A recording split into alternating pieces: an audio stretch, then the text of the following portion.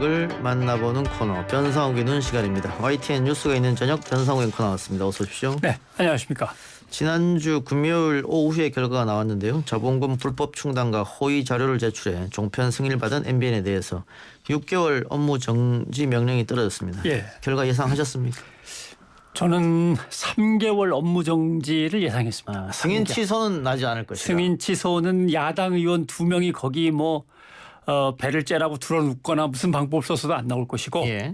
그래서 3개월이 나오지 않을까 했는데 6개월이 나왔고 예. 근데 MBN도 저랑 비슷한 생각을 했던 모양이에요. 예. 이거 너무 심하지 않냐라고 하는 거 보니까 MBN 내부에서는 예상치 못한 중징계다 이런 반응이 나왔고 아마 MBN 내부에서는 광고 영업 중지 예.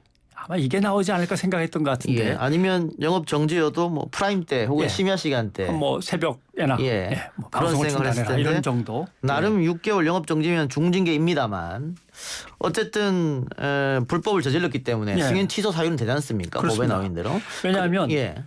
차명 대출로 자본금을 납입하고 허위 자료를 제출했으니까 이건 설립 서류가 잘못되어 있는 예. 겁니다. 예를 들면 제가 운전면허증을 따러 갔는데 필기 성적표를 위조해 갖고 더 높여서 냈다든가 예. 나이가 제가 안 되는데 15살인데 예를 들면 뭔가 또 주민등록번호를 살짝 고쳐가지고 19살, 20살로 냈다든가 하면 운전면허가 취소지 그게 6개월 뭐 기다렸다가 운전하라 그렇죠. 이렇게 되겠습니까? 예. 안 되는 거죠. 예. 더군다나 또 하나의 제일 중요한 거는 기망이라고 하는 건데 기망. 예. 왜냐하면 최초 승인 과정에서 너무나 엄청난 잘못을 저지르면서 허가를 받았는데 예.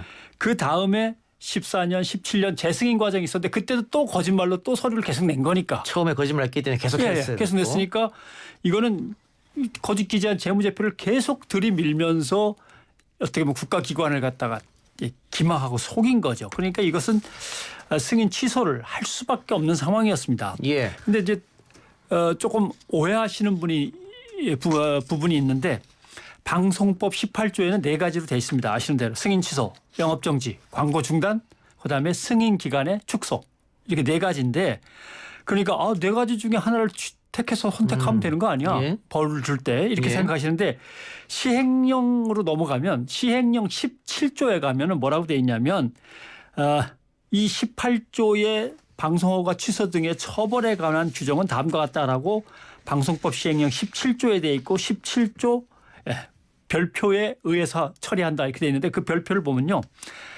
이럴 때는 조금 용서해 준다 이렇게 돼 있어요. 예. 이럴 때가 어느 때냐. 사소한 부주의나 오류. 그다음에 청취자들이 아무런 해를 입지 않고 위반의 내용 정도가 아주 경미할 때.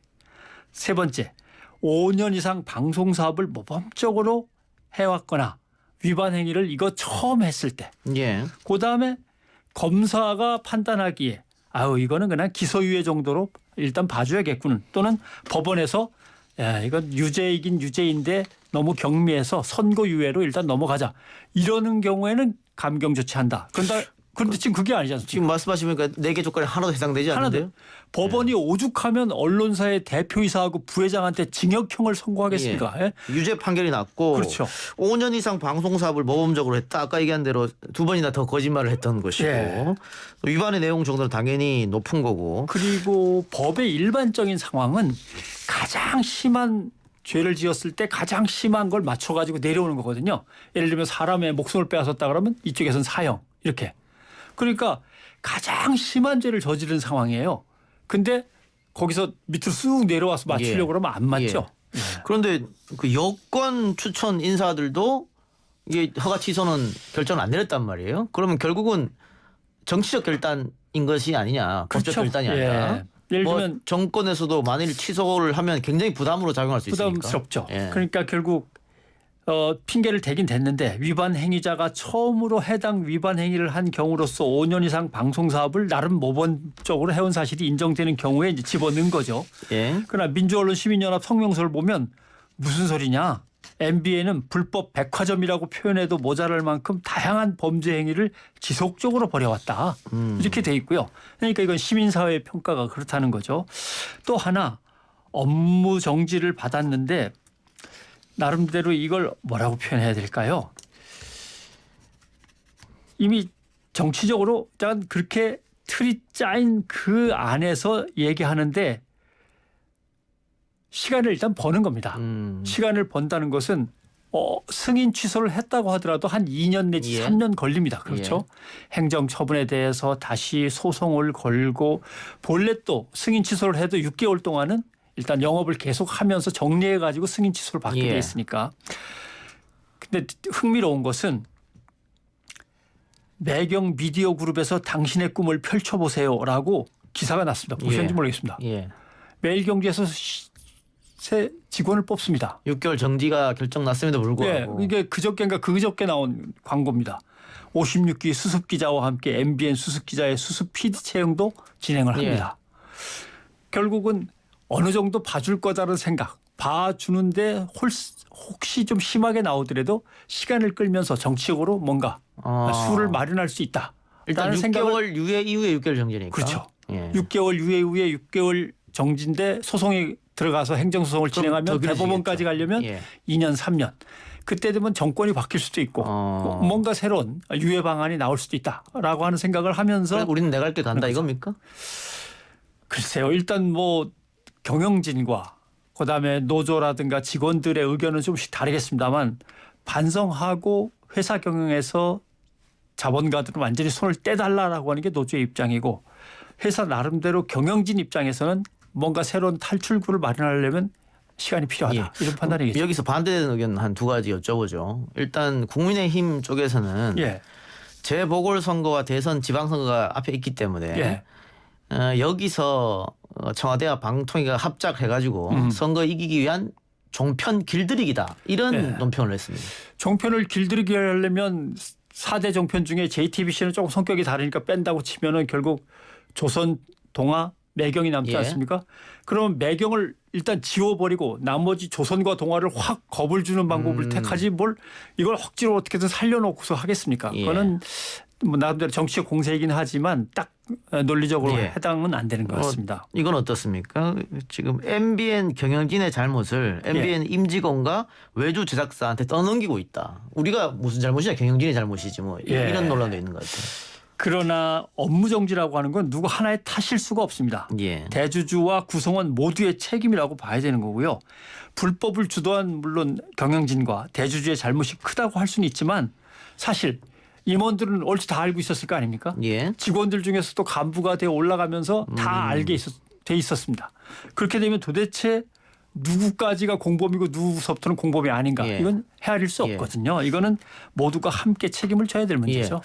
또 하나 문제가 이제 또 TV조선이 재승인이 나왔지 않습니까? 재승인 조건이 법정 제재 건수를 5건 넘기면 안 된다는데 지금 6건 넘겼거든요. 6건이죠. 뭐 아직 소송 중이니까 나머지는 좀 기다려 봐야겠습니다만. 근데 크나큰 잘못을 한 MBN에 대해서 6개월 영업 정지를 내렸는데 TV조선에 대해서는 그러면 뭐 취소나 이런 건 당연히 안 할 거고. 그렇죠. 이건 뭐 어떻게 할 것인가? 예를 들면 가장 높은 수준의 잘못을 저질렀는데 그것을 중간쯤에 경고로 끝냈다면 그거보다 약한 거는 승인 취소는 갈래야 갈 수도 없는 거고 항상 그게 기준점이 돼서 그 아래서 잡아야 되는 거죠. 그러니까 결국 종편은 만들어질 때도 정치적이었고 문제의 처리도 정치적입니다. 위원 구성도 야당 추천 2명 들어가고 위원회의 결정은 반드시 합의로 돼 있지 않습니까? 그러니까 한쪽에서 계속 우기고 버티면 결국은 내려와서 맞추는 수밖에 없는 거죠. 결국 이게 여당이든 야당이든 어떤 몫이든 간에 문제는 한국의 방송 시스템은 방송을 정치가 손안에 넣고 주물럭주물럭 하도록 법제가 만들어져 있는 겁니다. 이게 뭐 쉽게 말씀을 드리면 조중동 매경 재벌신문 또는 신문재벌의 권력이 신문만 갖고 있는 게 아니라 이제 종편 방송이라는 토대를 분명하게 확보를 한 거죠. 그런 상황에서 한국, 서울, 경향, 한겨레하고 비교를 해보십시오. 물적 토대가 넉넉한 신문재벌 또는 재벌신문은 방송까지 얹어서 갖고 있고 이제 급격한 사형길에 접어든 신문만 가지고 운영해야 되는 다른 신문들하고 완전히 기울어진 운동장이에요. 이게 비교하면 할수록 일단 가진 사람들한테 보태주는 방식의 제도가 돼 있는 거죠. 그런데 이 방송법이 MB 정부 때 이게 통과할 때 날치기 통과하다 비판을 많이 받았고 그래서 종편이 탄생했을 때 종편 보지 않기 운동도 있었지 않습니까? 그렇습니다. 그러면서 재무구조도 좋지 않았거든요. 시청률도 나오지 않고 적자 상태였는데 지금 보면 오히려 KBS, MBC, SBS 이런 기존에 있던 방송사들은 적자를 면치 못하는데 예. 이 종편은 또 요즘엔 오히려 더 수익이 좋은 것 같아요. 그러니까 저도 기억나는 게 맨 처음에 1년, 2년, 3년을 지나면서 자본 감식이 막 이루어져 가지고 예. 저러다가는 5년을 넘기는 예. 종편은 나오지 않겠다. 다 망하겠구나라고 했는데 예. 어느 순간부터 갑자기 올라가기 시작했죠. 예. 2019년도 방송사업자 재산 상황 보면은 JTBC는 오히려 매출이 줄고요. 예. TV조선, MBN, 채널A는 매출이 다 늘었습니다. 예. 예. 특히 TV조선 같은 경우는 또 미스트롯, 트로트까지 있어가지고 매출도 엄청 늘었고 성장세가 20%가 넘습니다. 영업이익도 150억 원 가량 냈고 JTBC는 오히려 영업손실이 250억입니다.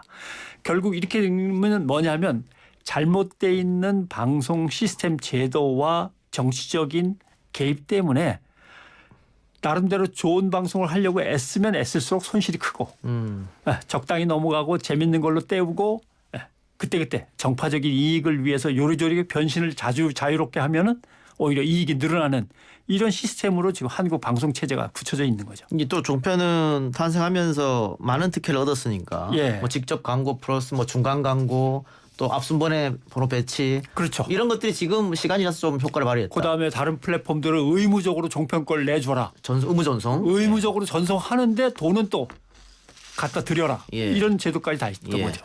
알겠습니다. 근데 뭐 종편에서 여러 가지 뭐 문제점 있는 뉴스들도 나왔었는데 그런저런 이유로 해서 이 징벌적 손해배상제를 도입해야 한다. 이런 의견을 여론조사하면은 압도적으로 높아요. 도입해야 된다고. 예. 그런데 우리 언론은 이게 언론의 자유를 위축시킨다. 이러고 지금 반발하고 있단 말이죠. 그렇습니다. 어떻게 예. 보세요?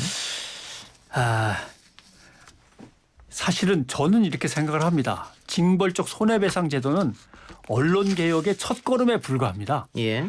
징벌적 손해배상 제도를 만든다고 하더라도 언론사를 상대로 엄청난 뭐 소송들이 밀려들 가능성은 별로 없습니다. 차라리 진보 언론을 상대로 보수단체에서 하는 거는 있을 수 있겠지만 일반 피해자들은 그렇게 잘 못합니다. 예. 더군다나 일반 피해자가 피해 입은 걸 보상받는 거는 아주 당연한 거고요. 거기에서 더 나아가서 중요한 것은 언론이 갖고 있는 기득권 구조를 깨서 언론을 정상으로 예. 돌아가게 하는 게 제일 중요한데 어제 발표된 거 보면은 하루에 기자가 5건 내지 8건 또는 10건까지 기사를 만든다. 그거보다 더 만드는 데도 있습니다만. 앉아서 그냥 복사 뺏기는 예, 아니, 한다는 거잖아요. 예. 일주일에 한 건을 쓰라 해도 잘 쓰려고 그러면 되게 어려울 텐데 예. 하루에 5건, 8건, 10건씩 기사를 만드는 상황에서 거기에 어떻게 깊이와 통찰이 들어가겠나 하는 거고요. 그러니까 정부와 시장은 언론을 먹여 살리도록 어거지로 제도를 만들어 놓고 언론은 적당히 보도자료 베끼거나 남의 기사 베껴가지고 놀고 먹는 구조를 만들어 버렸단 말이죠. 그러니까 좋은 기사를 쓰고 좋은 기자가 대접받고 지원을 받는 제도를 빨리 만들어야 되는데 이걸 못 만들면 어떤 일이 벌어지냐 하면 언론사를 운영하면서 기자들을 아마 다 언론사가 버릴 겁니다. 예. 그다음에 좋은 기사를 쓰는 프리랜서들한테 기사를 갖다 사오고 나머지는 다 로봇 시켜가지고 AI 인공지능 로봇가 그냥 평범한 기사들은 다 처리하고 이렇게 되면 언론사는 최고의 매출과 순이익과 평판을 유지할 수 있죠. 아마 기자들이 지금 반성하고 새로운 시스템을 고민하지 않으면 어느 순간에 그리로 점프해서 바로 들어갈 수도 있습니다. 그런 점에서 지금 기자의 존재 가치가 자꾸 허물어지는 상황인데 거기서 헤어나오지 않고 계속 자사 이기주의에 빠져 있으면 예. 곤란하죠. 알겠습니다. 오늘 뉴스가 있는 저녁 앵커 리포트 주제는 뭡니까? 미국 대선 결과에 따라서 한국의 경제는 어떤 영향을 받게 될까? 바이든 후보가 이길 경우, 트럼프 후보가 이길 경우 여기에 따른 한국 경제의 이제 영향 분석입니다. 예. 꼭 알아야 될 것 같네요. 예, 많이들 시청해 주십시오. 예, 이동희 뉴스 정면 승부 끝나면 바로 변상욱의 앵커의 이야기 이어지니까 여러분 다른 데 가지 마시고 들어주시기 바랍니다. 오늘 말씀 고맙습니다. 고맙습니다.